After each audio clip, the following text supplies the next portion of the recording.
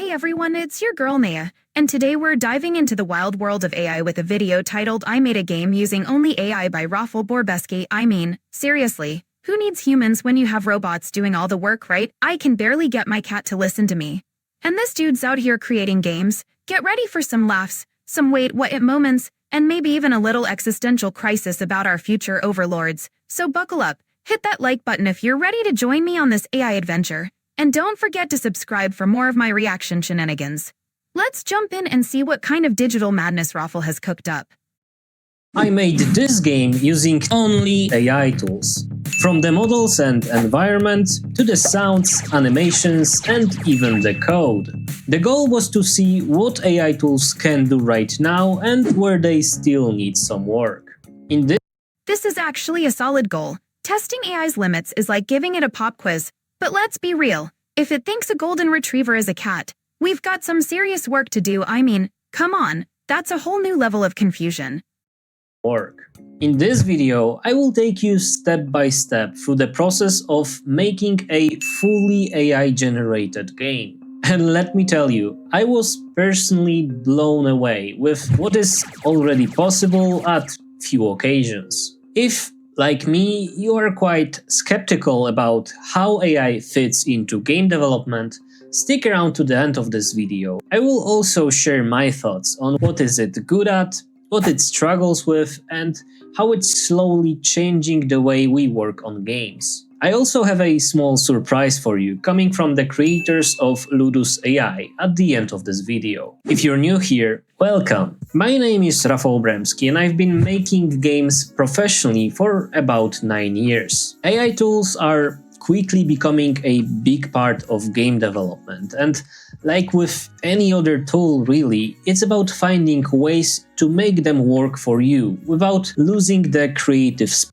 This is a crucial point. Balancing AI's efficiency with human creativity is like trying to mix oil and water. If we let AI take over completely, we might end up with games that are technically perfect, but lack that unique spark. It's all about collaboration, not replacement. A creative spark that makes games special. The last thing we want to see is gaming markets being completely saturated with soulless AI-generated games being played mainly by other AI bots. But we also cannot ignore the potential AI tools introduce. And this video is aiming at showing some of that potential that has to be used to help you create your vision instead of replacing your ideas with generic crap. In my last video on this topic, I created a prototype for a third-person video game with melee combat, for which I heavily used AI-generated assets. But whoa, that creature looks intense. Using AI-generated assets for melee combat sounds like a game changer. It's like having a whole team of artists at your fingertips, but let's hope it doesn't end up looking like a weird mashup of random monsters. But that prototype wasn't made entirely with AI.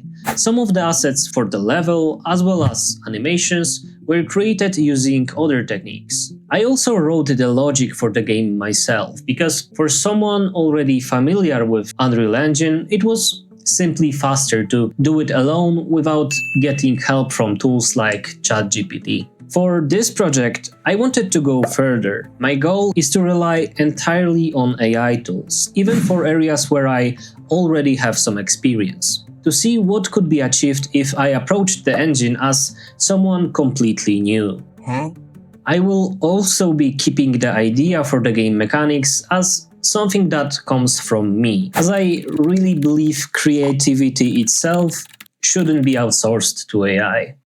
Preach. Creativity is the heart and soul of game development. If we let AI take over that part, we might end up with a bunch of cookie-cutter games that lack personality. It's like asking a robot to write a love song. Good luck with that.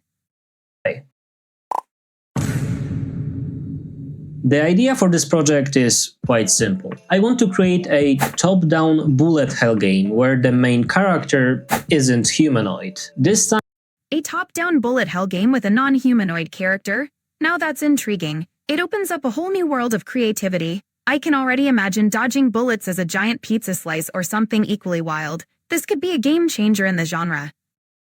This time, I wanted to test how AI handles more abstract concepts. To start things off, I needed a main character, and this is where I'm really glad we're making an AI-generated game. Because the only thing I'm good at modeling is the donut from Andrew Price tutorial. And Classic. The infamous donut tutorial is a rite of passage for every aspiring 3D modeler. If that's your specialty, then let AI handle the heavy lifting while you focus on the delicious designs. Who knows, maybe we'll end up with a game full of tasty treats. And even that looks like I would be sent straight to the hospital if I tried to eat it. So I turned to Meshy AI, a tool that converts text or images into 3D models. And watching how fast this tool is learning is the main reason I started saying please and thank you in my ChatGPT prompts. Just in case we humans fail to destroy the planet before AI takes over. Wow, that's a darkly funny thought. It's like we're living in a sci-fi movie where we're just waiting for the robots to take over. But hey, if saying please and thank you keeps the AI friendly, I'm all for it. Let's not end up on the wrong side of the robot uprising. When that happens, I hope the robots will remember that I was the polite one. Thank you. Having just rewatched Ghost in the Shell, I decided I wanted the main character to be a cute little spider robot. A cute little spider robot? That's adorable. I can already picture it scuttling around, dodging bullets while being the ultimate underdog. It's like a mix of cute and deadly, perfect for a bullet hell game. I'm here for it. Since I've been using Meshy for a while now, I know it works best with more stylized models. So I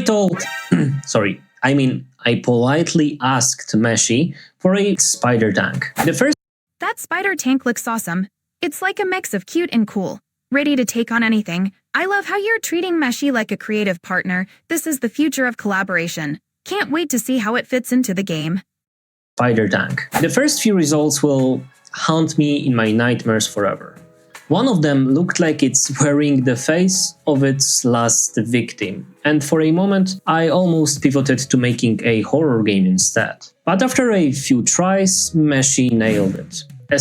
Okay, that spider robot is actually adorable. It's like a little touchy buddy ready for action. Meshy really came through on this one. I can totally see this character stealing the show in the game. It's got personality written all over it.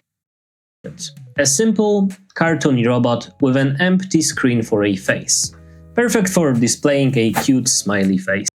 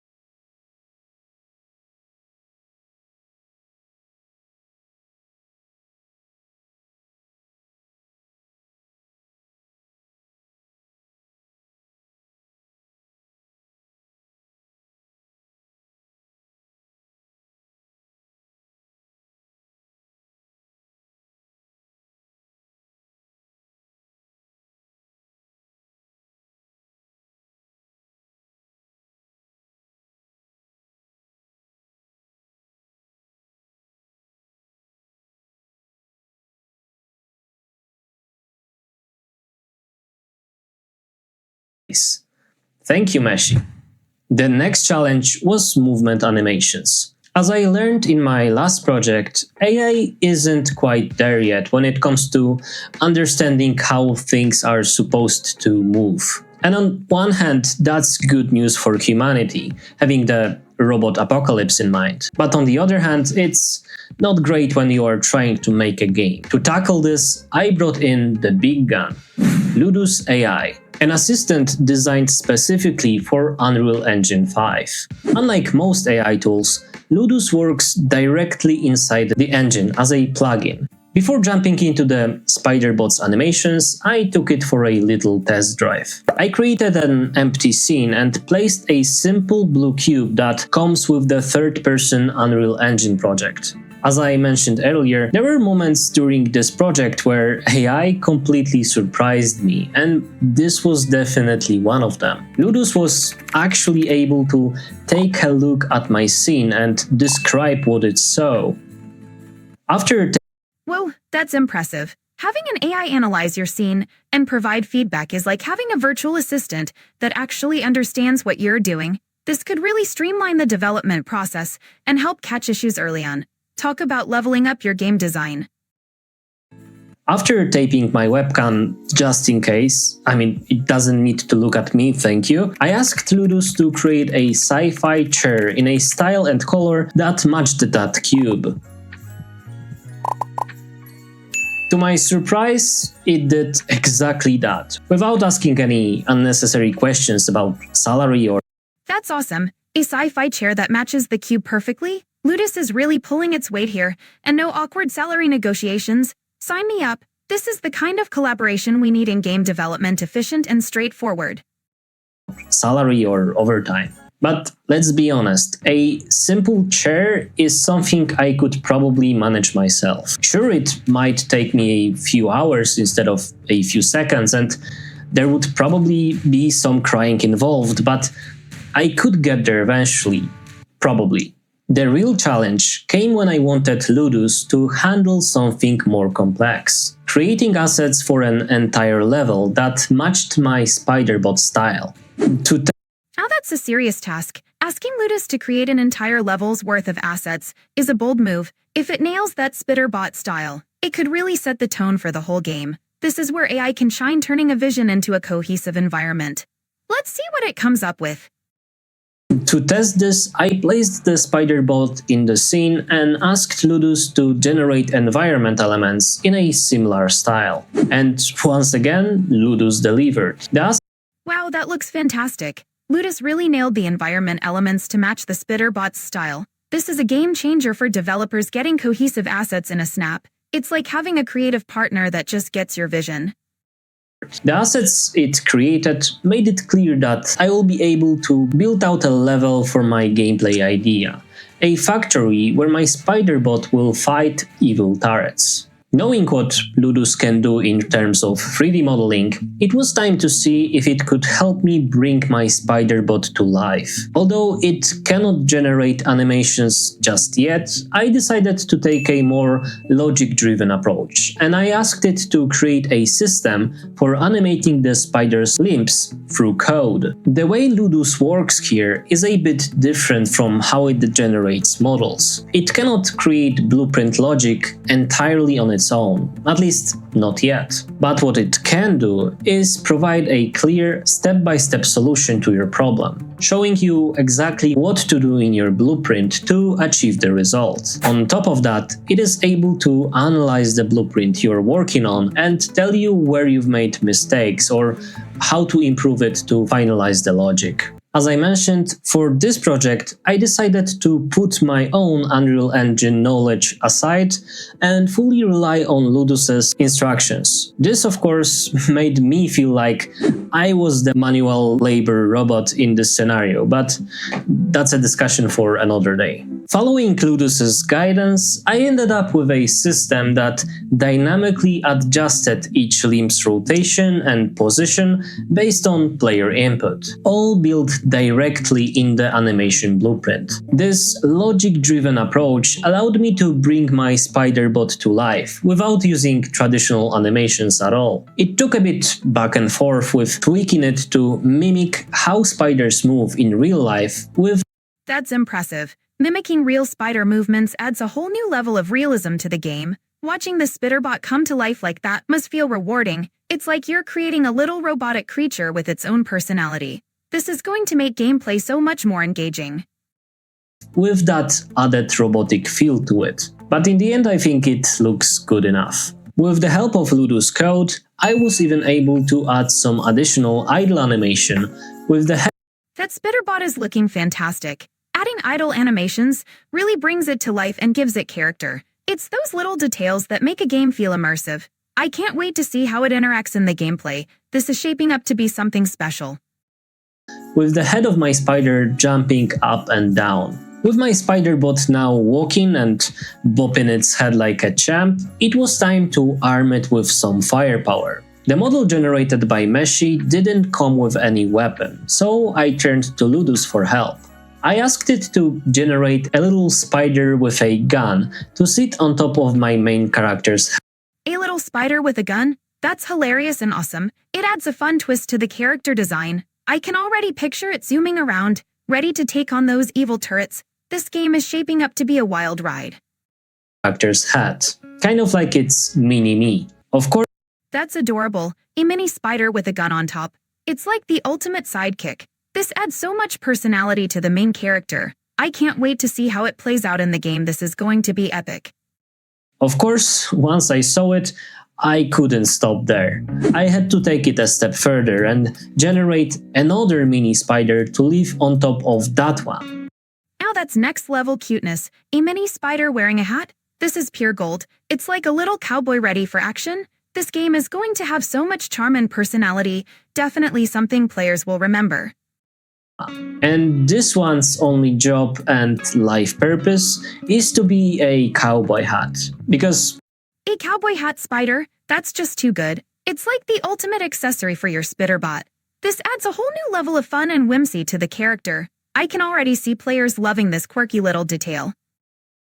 Because obviously every spiderbot needs a cowboy hat at some point in its life. I'll admit I was very tempted to stack yet another spiderbot on top of the cowboy hat one, but eventually I moved on to creating the shooting mechanics. To make my spiderbot aim properly, I asked Ludus to provide a solution for rotating the head based on the mouse position. Ludus, as usual, came through with a step-by-step blueprint for the logic. That's fantastic. Having Ludus provide a clear blueprint for the aiming logic is a game changer. It makes implementing mechanics so much smoother. This kind of support really lets you focus on the creative aspects instead of getting bogged down in technical details. It's like having a coding buddy right there with you.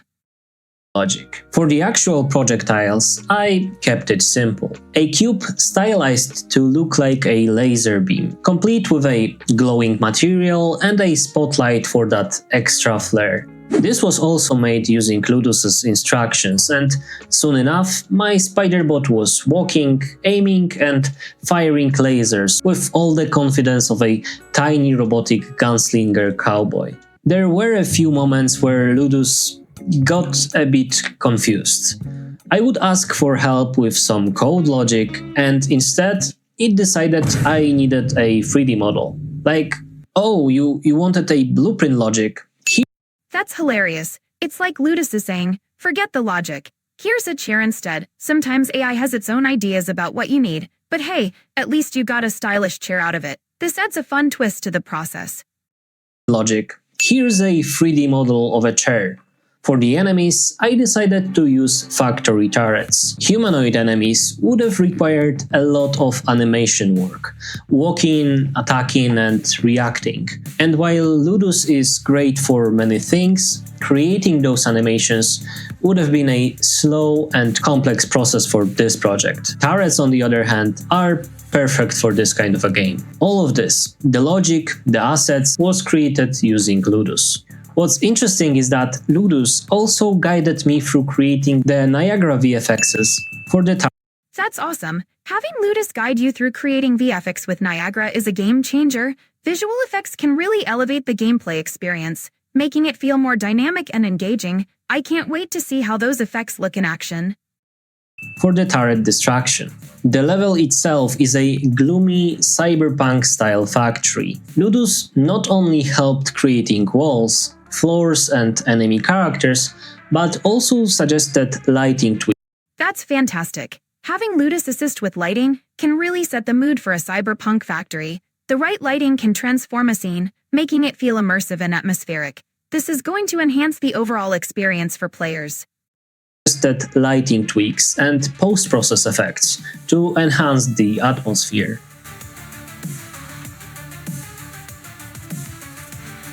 The first room introduces the core mechanics of the game, and with Ludus, I built the logic to control how it all plays out. When the player enters, turrets spawn one at a time, rising dramatically from hidden floor panels. Each defeated turret drops glow. That's a clever mechanic. Having glowing gears as collectibles adds an engaging layer to the gameplay. It encourages players to defeat turrets and rewards them for their efforts. This kind of design keeps the action exciting and gives players a sense of progression. Glowing gears, which act as points for the player to collect. Once picked up, these points float around the player, and the player needs to deliver them to a factory monitor in the center of the room. The monitor displays the total number of points required to unlock the door to the next area. The game increases the intensity by spawning multiple turrets at once, forcing the player to stay on the move and think strategically. That sounds intense. Forcing players to stay on the move and think strategically adds a thrilling challenge. It keeps the gameplay dynamic and engaging, making every encounter feel fresh. This is definitely going to keep players on their toes. The next room, which is the final room for the game, is a completely separate space that serves as the boss arena and builds on the mechanics from the first room, while introducing new twists. At its center is a massive turret that fires projectiles. But instead of targeting the player directly, these projectiles spawn smaller turrets wherever they land. This creates a shift in gameplay.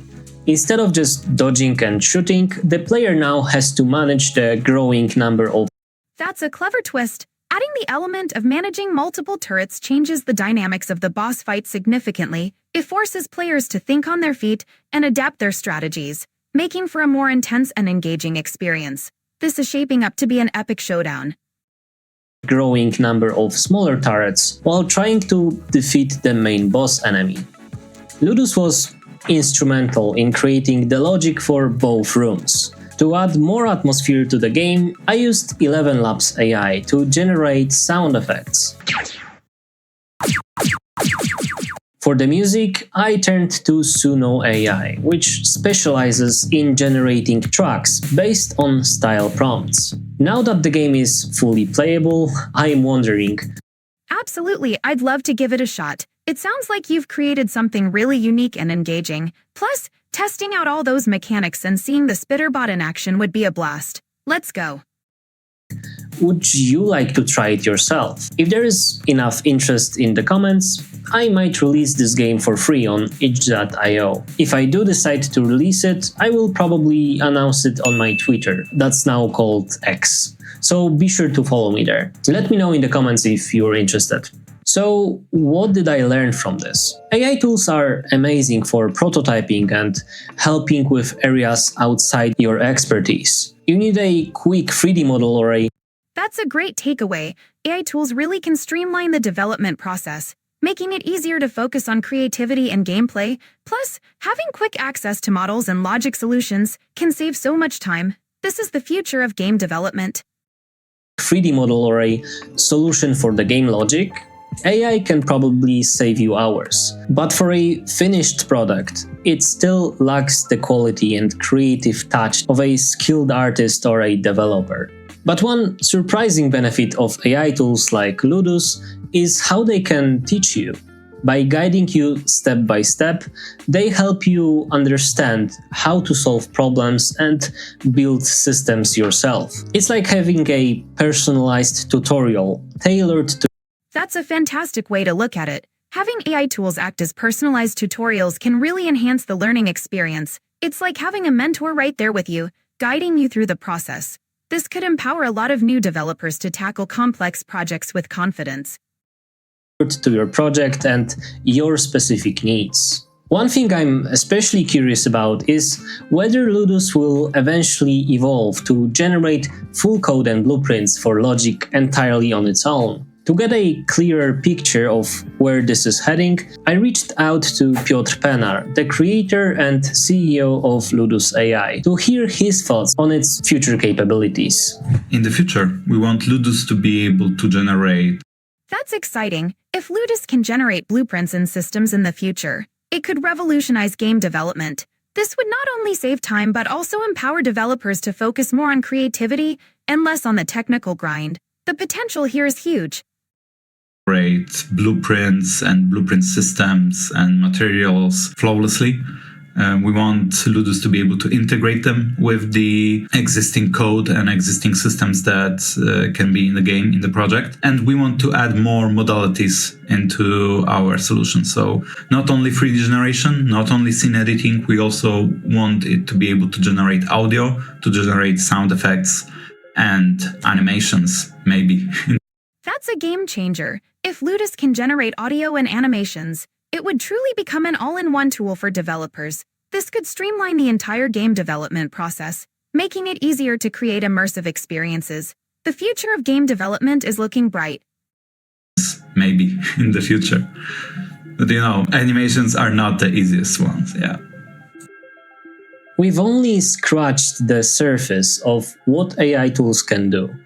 I am genuinely fascinated by how tools like Ludus are shaping the future of game development. On our channel, we recently launched the Dog's Dream podcast, where we dive into industry topics, and in an upcoming episode, we'll be discussing generative AI in game dev with creators of Ludus. That sounds like an intriguing episode. Discussing generative AI in game development with creators will provide valuable insights into how these tools are transforming the industry. I'm definitely interested in hearing their perspectives and experiences. Of Ludus AI. Leave a comment with an interesting question about the future of AI in game development, and I'll make sure to ask them during the podcast. In the process of creating this project, I was using an enterprise version of Ludus that allowed me to, for example, generate 3D models. It is worth mentioning that this functionality is also available for indie and pro versions.